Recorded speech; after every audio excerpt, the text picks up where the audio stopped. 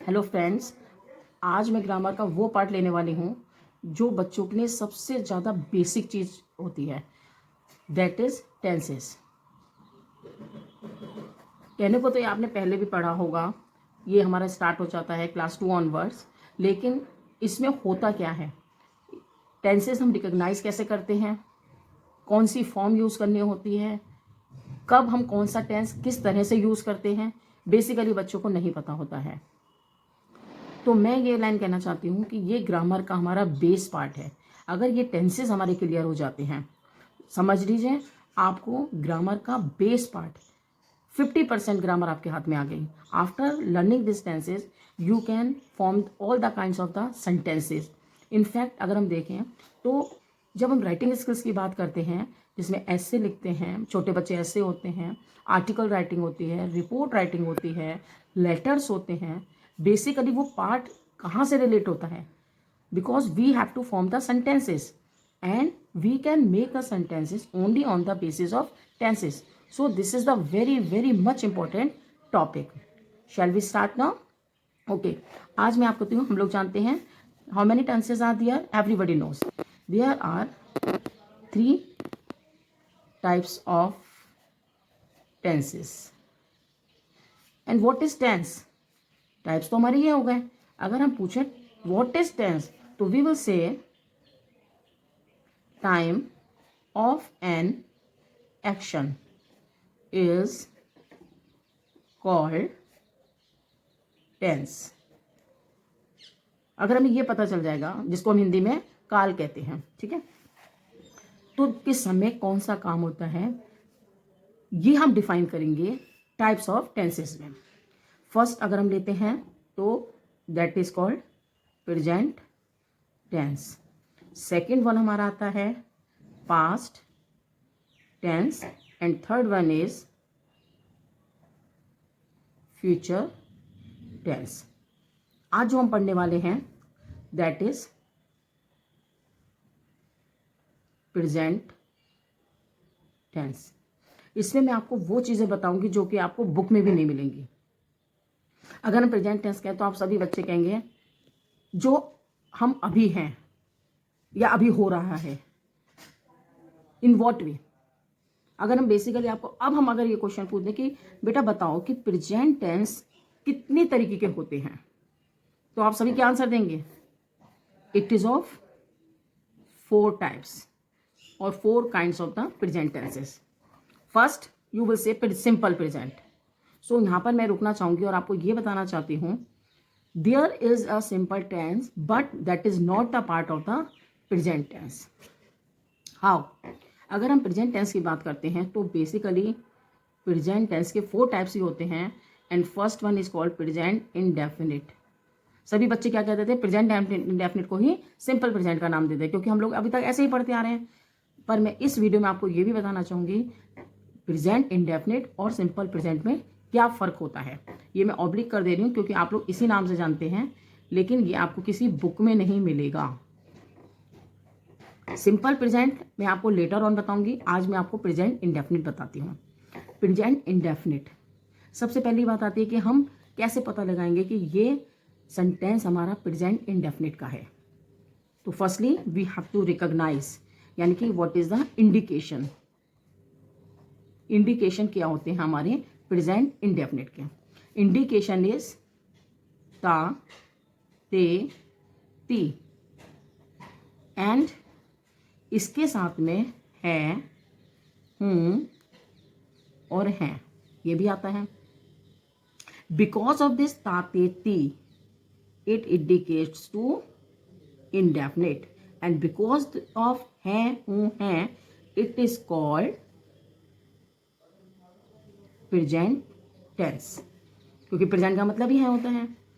अब यहाँ पर हमारी 2 चीज़ें समझना बहुत ज़रूरी हैं प्रेजेंट इंडेफिनिट में. अगर आपको ये पता होगा कि व्हाट इज, 2 चीज़ें क्या हैं वो, सबसे पहले हमें पता होना चाहिए what is singular and what is plural, क्योंकि ये वो टेंस है जिसमें सिंगुलर्स के लिए अलग रूल्स होते हैं और प्लूरल के लिए अलग रूल्स होते हैं. तो उससे भी पहले ये बात हमें जानना जरूरी है कि सिंगुलर्स में हम क्या क्या चीज़ें काउंट करते हैं. सिंगुलर में हम सबसे पहले काउंट करते हैं ही, सिंगुलर मतलब एक। अब आप कहेंगे I know, that is not singular, that is also a very controversial. He, she, it and any one name, that comes under the heading of singular. And what is plural? Plural में हम count करते हैं I, we, you, they and more than one name. यहाँ तक clear है आपको?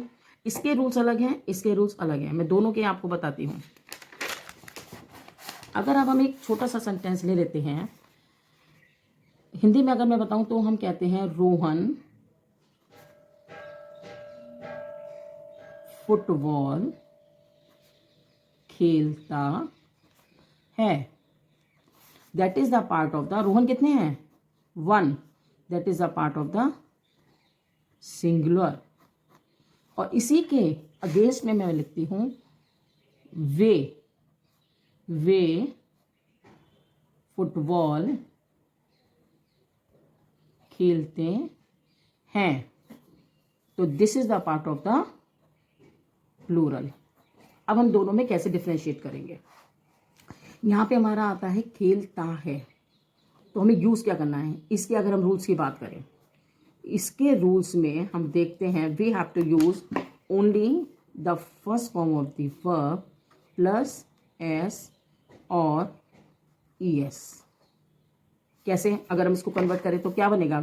कोशिश करिए बनाने की आप लोग। तो हम क्या कहेंगे? Rohan plays the football. अब आप ये देख सकते हैं कि यहाँ पे फर्स्ट फॉर्म द वर्ब के साथ हमने एस और ईएस जोड़ा है।